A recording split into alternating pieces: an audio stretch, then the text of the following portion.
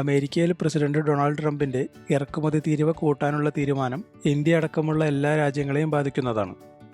പക്ഷേ ചൈനയൊഴികെയുള്ള രാജ്യങ്ങളുടെ നികുതി വർധനവ് തൽക്കാലത്തേക്ക് മരവിപ്പിച്ചെങ്കിലും 3 മാസം കഴിഞ്ഞാൽ തിരിച്ചു വരാൻ സാധ്യതയുണ്ട്.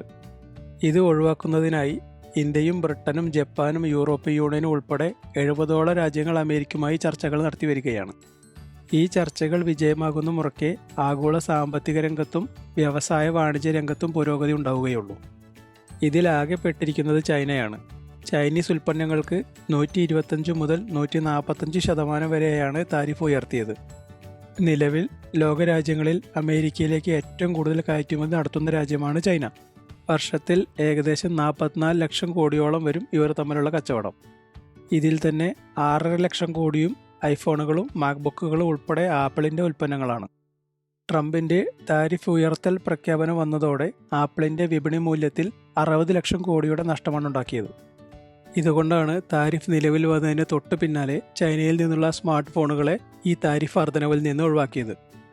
ആപ്പിൾ തൽക്കാലത്തേക്ക് രക്ഷപ്പെട്ടെങ്കിലും ഭാവിയിലെ അനിശ്ചിതാവസ്ഥ മുന്നിൽ കണ്ട് ആപ്പിൾ അവരുടെ ചൈനീസ് ഉൽപ്പാദനം ഇന്ത്യ, വിയറ്റ്നാം തുടങ്ങിയ രാജ്യങ്ങളിലേക്ക് മാറ്റാൻ ഒരുങ്ങുകയാണ്. അതിൽ തന്നെ അമേരിക്കയിലേക്കുള്ള മുഴുവൻ ഐഫോണുകളുടെയും ഉൽപ്പാദനം ഇന്ത്യയിലേക്ക് മാറ്റും. ട്രംപിൻ്റെ താരിഫ് പ്രഖ്യാപനം വന്നതിന് തൊട്ടു പിന്നാലെ 6 ചാർട്ടേഡ് ഫ്ലൈറ്റുകളിലായി ഏകദേശം 17,000 കോടി രൂപയുടെ ഐഫോണുകളാണ് അമേരിക്കയിലേക്ക് ഇന്ത്യയിൽ നിന്നും കൊണ്ടുപോയത്.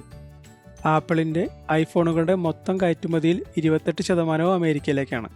നിലവിൽ ഇന്ത്യയിൽ നിന്നുള്ള കയറ്റുമതിയിൽ ഇതിൻ്റെ കുറച്ചു ഭാഗം വരുമെങ്കിലും 90% ചൈനയിൽ നിന്നുമായിരുന്നു. ഇനി ഇത് മുഴുവൻ ഇന്ത്യയിൽ നിന്ന് ഉൽപ്പാദിപ്പിക്കുക എന്ന് ചുരുക്കം. നിലവിൽ ആപ്പിളിൻ്റെ മൊത്തം വരുമാനത്തിൽ 1/3 അമേരിക്കയിലെ ഐഫോൺ, ഐപാഡ്, മാക്ബുക്ക് തുടങ്ങിയ ഹാർഡ്വെയർ ഉൽപ്പന്നങ്ങളുടെ വിൽപ്പനയിൽ നിന്നുമാണ് വരുന്നത്. ഇതിൽ തന്നെ 2/3 ഭാഗവും ഐഫോൺ വിൽപ്പനയാണ്. ചൈനയിൽ നിന്നുള്ള ഇറക്കുമതി തീരുവയിൽ കുറവ് വരുത്തുകയോ ഉൽപ്പന്നങ്ങളുടെ വില കൂട്ടുകയോ ചെയ്തില്ലെങ്കിൽ ആപ്പിളിൻ്റെ ലാഭത്തിൽ 14% കുറവായിരിക്കും വരാൻ പോകുന്നത്. ഇതുകൂടി മുന്നിൽ കണ്ടാണ് ഇപ്പോഴത്തെ ഈ പെട്ടെന്നുള്ള തീരുമാനം. ഇപ്പോൾ തന്നെ വിപണികളിൽ തിരിച്ചടികൾ നേരിടുകയാണ് ആപ്പിൾ. അതിന് പിന്നിലെ പ്രധാന കാരണം AI മേഖലയിൽ മറ്റ് കമ്പനികൾ നേടിയ മുൻതൂക്കമാണ്. ആപ്പിളിൻ്റെ AI ആയ ആപ്പിൾ ഇൻ്റലിജൻസിൻ്റെ പ്രകടനം താരതമ്യേന ശരാശരിയിൽ താഴെ മാത്രമാണ്.